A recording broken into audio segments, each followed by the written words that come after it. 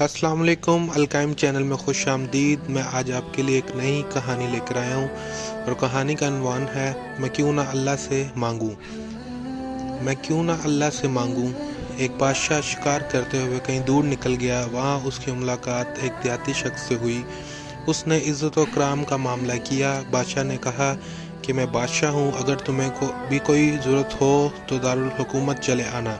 کافی عرصہ بعد وہ شخص دارالحکومت آیا، دیکھا کہ بادشاہ مصلی پر بیٹھا دعا مانگ رہا ہے۔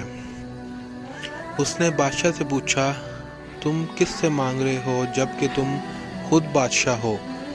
اس نے بتایا کہ میں اللہ رب العالمین سے مانگتا ہوں۔ یہ سن کر دیہاتی نے کہا کہ جب تم بادشاہ ہو کر اللہ کے محتاج ہو تو میں بھی صرف اسی سے مانگوں گا، اور اب مجھے تم سے سوال کرنے کی حاجت نہیں۔ تو یہ تھی آج کی ہماری بہت ہی پیاری سی کہانی، اور اس کا جو مورل ہے وہ یہ ہے کہ ہمیں صرف اللہ تعالیٰ سے مانگنا چاہیے اور کسی کے آگے ہاتھ نہیں پھیلانا چاہیے۔ Like, share and subscribe my channel.